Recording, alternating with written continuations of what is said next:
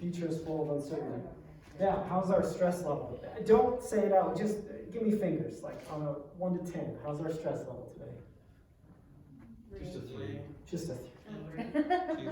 Okay, well, that was less than the rest of our world, I think, right? The rest of We know God's in control.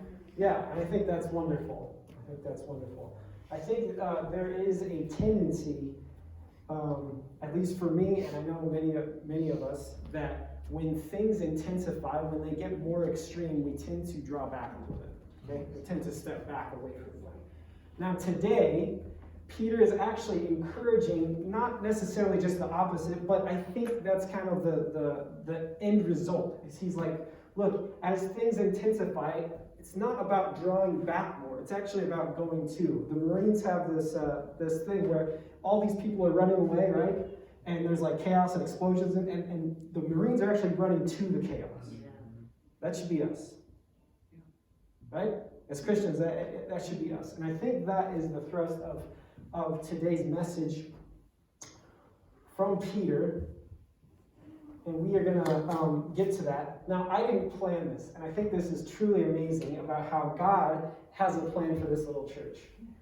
This little community, and even a clueless guy like me making up the schedule and just praying and hoping that the Lord blesses the direction that we're going, even with our messages. And then this comes along on this week, and I'm like, Lord, you are good to us. You are so good to us. He's amazing, isn't he?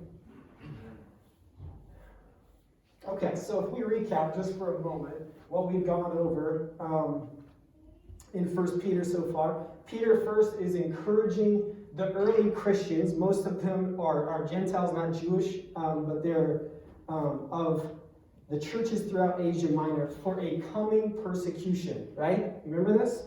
Okay, there's a persecution that's coming upon the early church. And Peter is he's trying to make sure that people are confident first and foremost in their Savior, and then he encourages them to even be like him, even though people rejected him. And now Jesus has become a stumbling stone for those who are not believing and obeying the word. Now, stumbling stone isn't the intent is not to become it was supposed to be a stepping stone. It's supposed to be the foundation, right? It became a stumbling stone in the hopes that people would turn and realize their ways. Remember Jesus' words on the cross, forgive them, Father. He's praying for his enemies, right? This is enemy love is what separates many times Christians from others.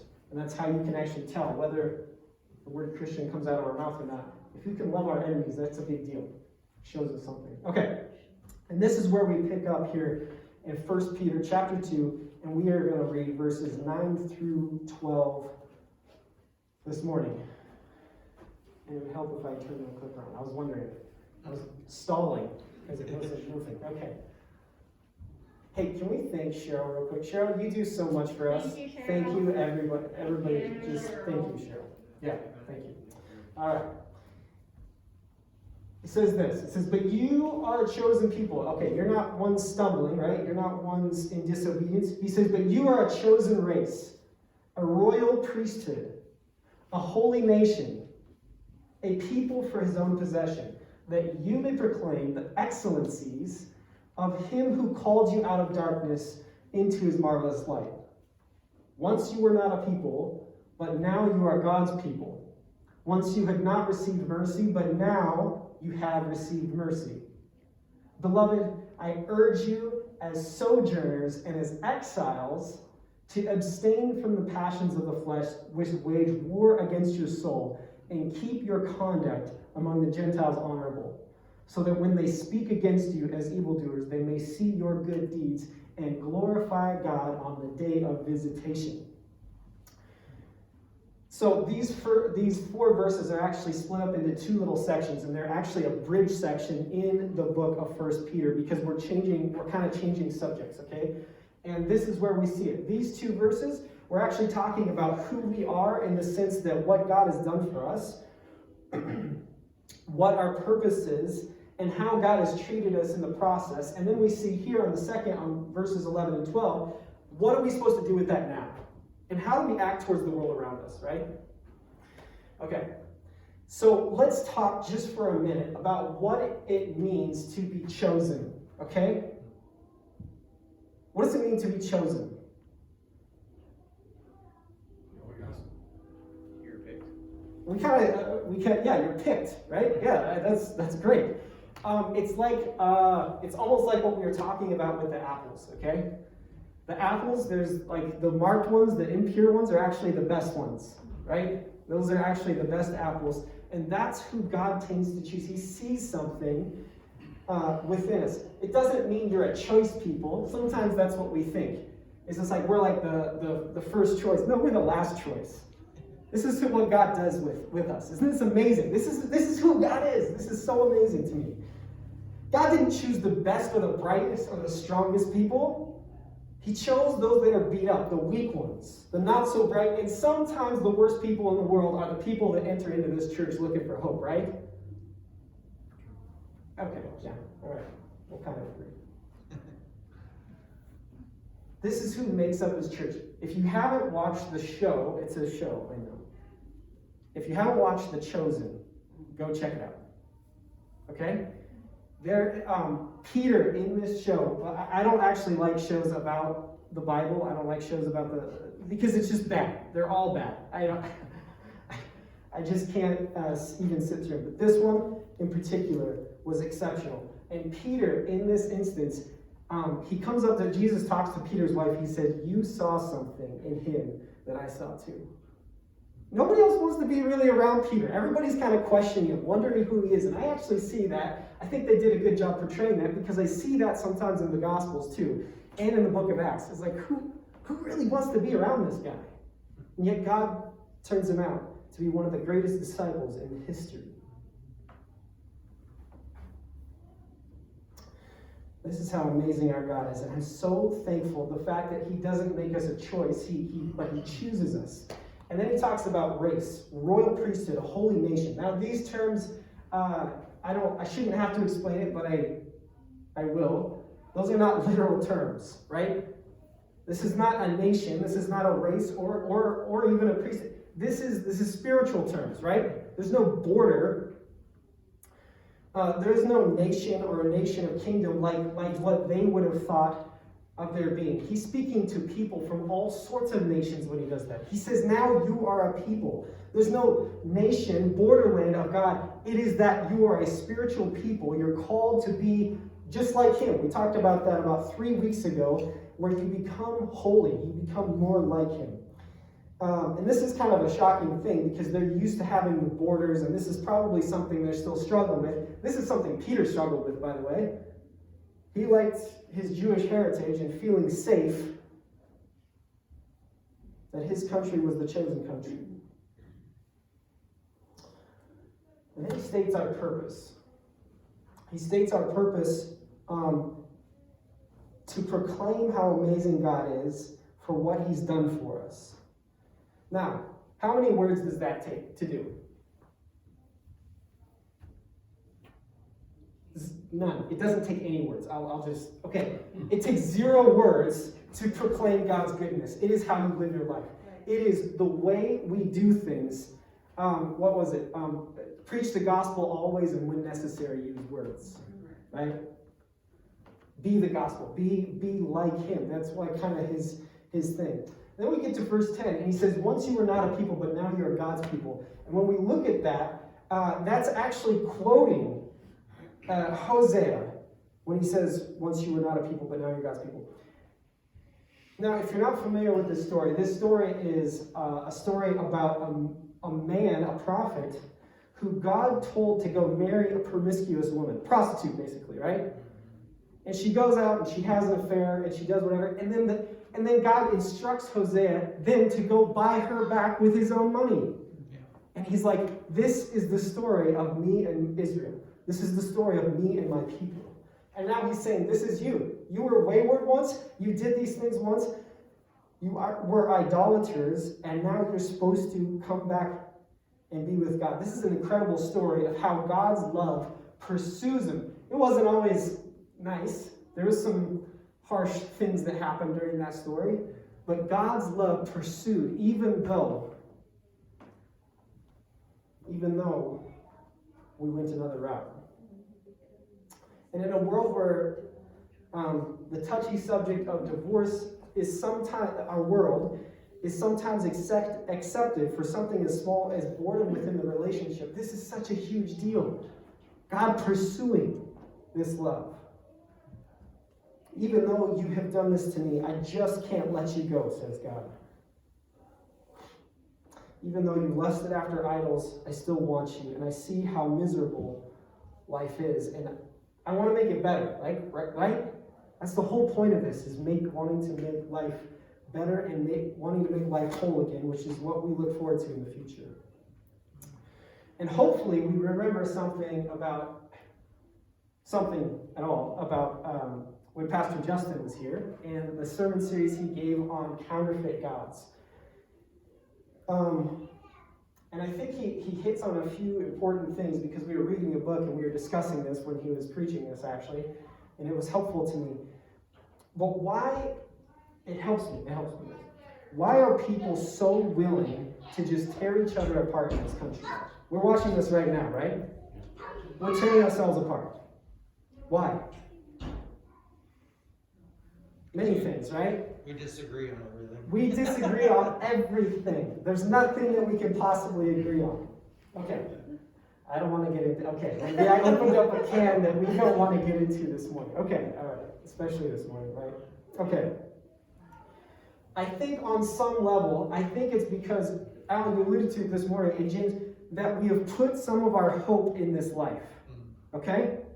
We have put some of our hope. Now, I talked about this a few weeks ago, but is it okay to put some of our hope? Yeah, on a tiny scale. Of course, we all want a better world. We all want a better life, right? That's okay to hope that. But when we start to put our ultimate hope in things of this world, we get something called idolatry, right? Yeah. And then we start looking to this world to fulfill the hope within our hearts, because we realize something is really, really wrong. Can we at least acknowledge that everybody agrees that there's something really, really wrong? Say yes. Yes. Yes, okay, very good. What we're watching in America right now is political idolatry at its finest. We have taken our hopes and we've put it into either a political party or a individual, okay? And we do things for them, we do things for that we would never even do for Jesus. When I see that, and when I see people proclaiming to be Christians, but proclaiming their political, now I am against talking politics up front, but I think this goes far deeper than that, okay? When I see people doing that more than living a life for God, that is a problem. Yeah. That is a huge problem. Yeah. And that plays right into verse 11, okay? He says, "Beloved, I urge you as sojourners." What's a sojourner? What in the world is that? Just passing through. That's right. Yeah, we're just here, right? A sojourner is defined as this: as a foreign settler who do not enjoy the rights of citizenship. In other words, this isn't our land. This isn't our home. Stop acting like it, right? Again, okay, we have to be careful here, because as soon as we start to say that, we have the ability to retract from the world, right? We have the ability to just step back. Oh, it's all going to you know where in a handbag, right? And we tend to do this. That is not Peter's hope here. His hope is that, hey, we're still here. We live here right now. This is not our home, but this is our location. This is where we are at, right? And I love that we live here, but sometimes we use our freedom poorly, right? I'm thankful that we get choices in this country. That's the beautiful part about it, right? We get the freedom of choice for the most part. But sometimes I think we abuse that when we just decide to do whatever we want, whenever we want, and we say whatever we want to whoever we want, how we want to say it. I think this creates huge problems. When we look at freedom in that way, That's not the type of freedom that Jesus shows. Jesus shows a freedom where he actually becomes less. He becomes less of a person. He becomes one of us to save us, right? That's our model.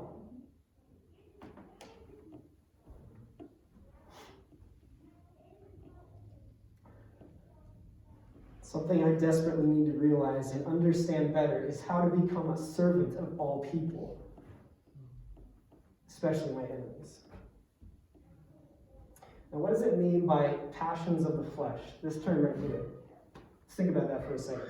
We tend to immediately jump to a couple of things. We tend to think of like sex and food. That tends to be the first things that jump into our mind, right? Stuff of like pleasure of some sort. And I think that there's a deep need, quote unquote, in our culture that is, it does include those things, but it definitely doesn't stop there. There's a deep need in our culture in order to be right, right? We have to make sure everybody knows that we're right, even if they don't care. Even if they really don't want to know, we need to make them know. So I have an object lesson. At Camp Miveden, this went really well. I've tried it in Sabbath school's rooms, and it's gone really poorly, and parents didn't want me to come back. All right. So, but at Camp Miveden, we had these things, okay? This looks like a very nice pineapple. All right. So at Camp Miveden, I asked for a pineapple and watermelon. They gave it to me. I was the camp pastor there for a week. And so as one of the object lessons, I put the pineapple and I put the watermelon on these stumps, okay? And we just had them there, and I had a talk with the kids.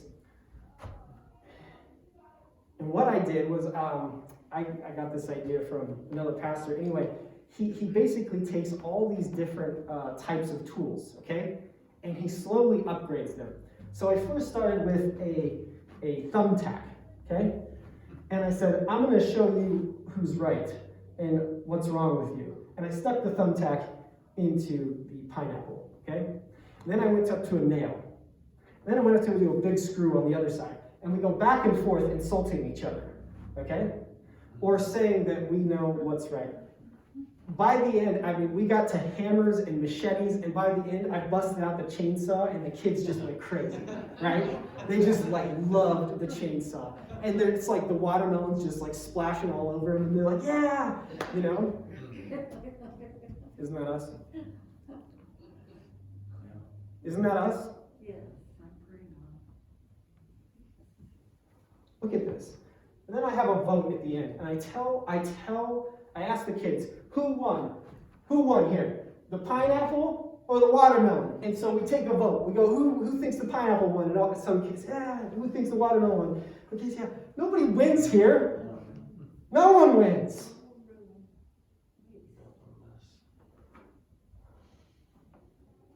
It's a mess. This is our world right now. Are we going to be different? It's a question. I think worth pondering for all of us. I love this. God wins law. Now, many of our arguments stem online, right? It says, as an online discussion grows, the probability of a comparison involving Hitler approaches. Right?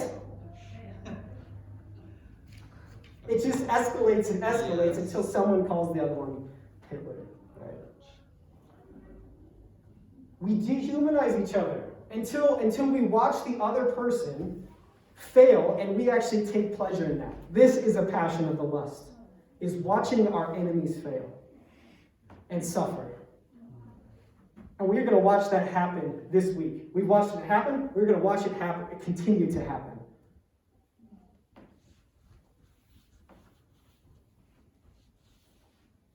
I think the reason we argue is that we're misguided on some level. We think that on some level, if we put enough facts out there, that people will believe you. Right? Facts are good, right? What's the problem with facts? They're not enough. They're not enough. I love that. That's a perfect answer. The real fact is if Facts are the way we think. If we think people need facts, we don't understand the most important fact about humanity. We are relational beings, aren't we? We aren't just built upon a bunch of facts or what we like to call, maybe in our church, truths. We help people, right, do that. People are built on the truth. And what is the truth? Jesus. It's Jesus. It's not, look, we have a tendency to call the Bible the truth. And it is. Don't get me wrong. Don't get me wrong. But if we stop there and don't look at it as a way of pointing towards Jesus, a way of pointing towards the Messiah who came down here and loved and sacrificed himself, then that Bible becomes a weapon. Sure.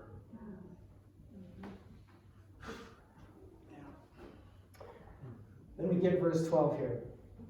He says, keep your conduct among Gentiles honorable, so that when they speak against you as evildoers, they may see your good deeds and glorify the God on the day of visitation. The day of visitation, that also means the day of census. Okay, I heard a grunt from out there. That means it meant something. What is the day of census? What is this? The counting of people. The counting of the citizens, right? What does that mean? Yeah, that's right. The salvation day, right? Well, okay, so this could mean a couple things.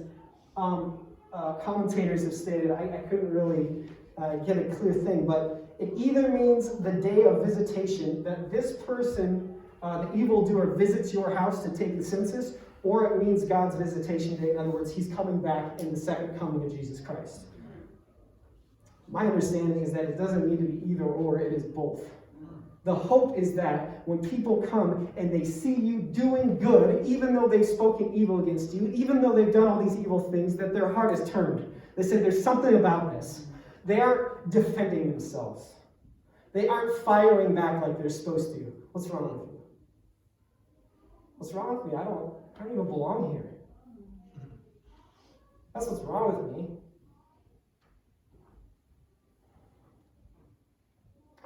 The hope is that when people visit us, they will look forward to a visit from God. Look forward to that. Not be terrified of it. This is reminiscent of the Sermon on the Mount. In the middle section, we get the golden rule. I was supposed to ask you first. Oh, well. You all know the golden rule. And just before this, in Luke 26:27, he says, but I say to you who hear, love your enemies. Do good to those who hate you. Bless those who curse you. Pray for those who abuse you. And as you wish that others would do to you, do so to them. But love your enemies, do good, and lend, expecting nothing in return, and your reward will be great. And you will be sons of the Most High, for he is kind to the ungrateful and the evil. Did you hear that last part? Be merciful, even as your Father is merciful. Now, how we read this golden rule is interesting. How most people read it. I know you guys are all much better at this than most people. But how we read this for a moment is, I need to do whatever I would want somebody to do to me. Exactly, to them, right? Okay, that's how we tend to read it. But if we read it like that, now we'll understand what I mean in a moment. If we read it like the way, if you do unto others how you would want them to do to you, sometimes we end up thinking about what I would want somebody to do to me, right? On a surface level, okay? And sometimes we get this idea like, well, I would want people to tell me the truth. Yeah, well, how would you want that to happen? Right? Okay, just for a pause. Christmas is coming up, right? What do you hope's in that box? What do you hope? What are you hoping is in this box, right? We do this. We give gifts in our culture. The hope is that it's something that you want, right? Okay, on a simple level. I'm sorry, maybe that was too personal. I'm glad some of you didn't speak up. Okay. At work, I was in, have any of you ever done Secret Santa at work? Have you done that? Okay, yeah, okay. Some of you are like, yeah, I hate it. Me too. So I was like 18, and I got someone I knew nothing about. So what did I do? I just got them like this super generic gift card for like $15, because that was like the limit, right? And I'm like, okay, job done, whatever, move on. Someone got me this like super truck detailed kit because they knew I loved my truck, and they got me fishing stuff. By the way, you all gave me a $50 gift card to Cabela's for Pastor Appreciation. It's almost like somebody knows I like fishing. Okay. Thank you, by the way. Thank you so much. But this tells us something. What is it that we really want? Christmas tells us something about this, right? Our birthdays tell us something. We want to be known. We want people to understand us, to actually give us a gift that is meaningful. That's the whole point of this thing, right? I look at my gift that I gave to someone else, I put zero thought into it, I didn't even care, and it's like, that's great. But do you know how special it felt? I was like, man, somebody actually really cares enough to do this, and somebody actually knows me here enough to do this.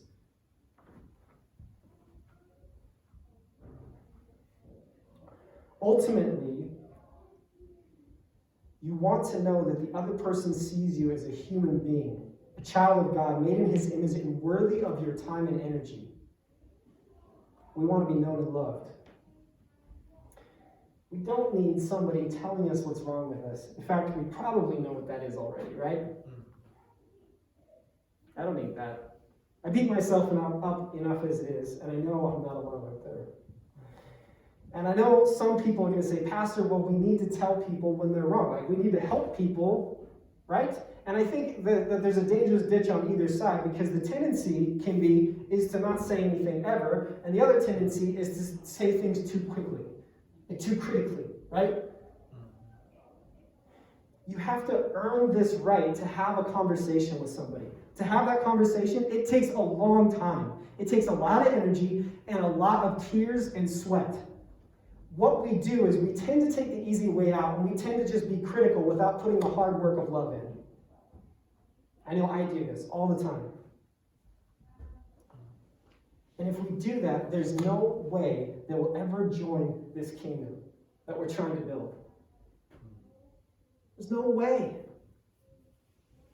In fact, it'll drive them away. Listen to this from Gospel Workers 3:72. It says, you should conduct yourselves with meekness towards others, towards those who are in error.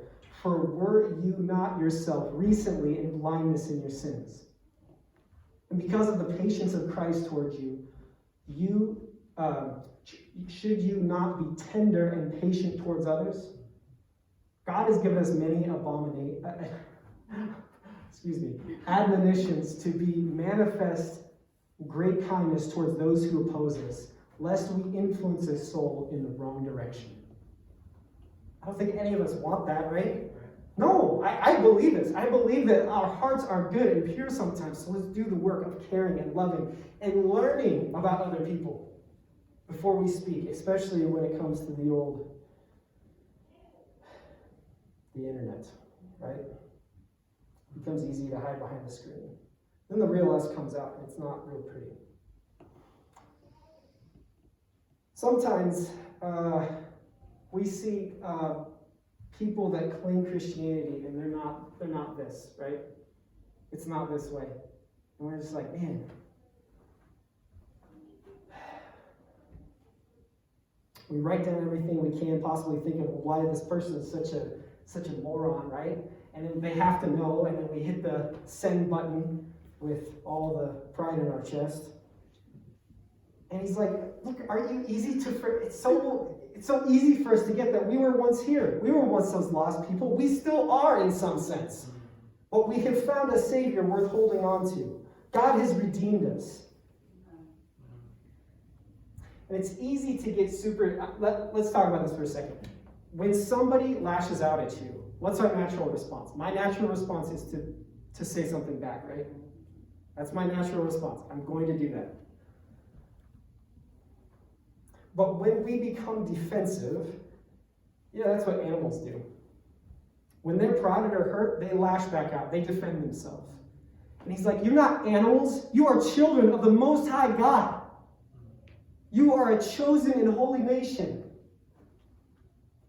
God doesn't do that when we lash out at him or when we do stuff. He's patient and kind and loving, and it takes all the time in the world to be with us. In fact, the further we are from God, the more animalistic we become, right? That comes in our culture, right? And we just end up devouring each other. Okay.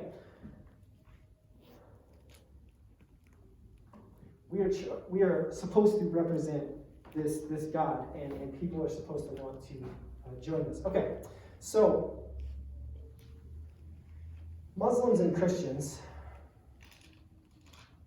Now you can reinterpret this into our world, into our times, as just avoiding the present conflict we're struggling with. Muslims and Christians have a bloody history, don't they? You know about it? We've killed each other for a long time. And there's plenty of reasons to hate one another and think of the other one as less than human. Plenty of reasons for that. In 2015, there was a bus on its way to Nairobi, Kenya. And the bus comes to an abrupt stop in the middle of a road, blockaded by the extremist group Al-Shabaab. They're heavily armed, and they forced everyone off the bus, and they told them to separate by their religion. They said Christians on one side, Muslims on the other. And they said, if you're a Muslim, you're safe. But the Muslims knew what would happen if they were to separate from the Christians. They knew that the extremists would come and kill all the Christians. You know what the Muslims' response was?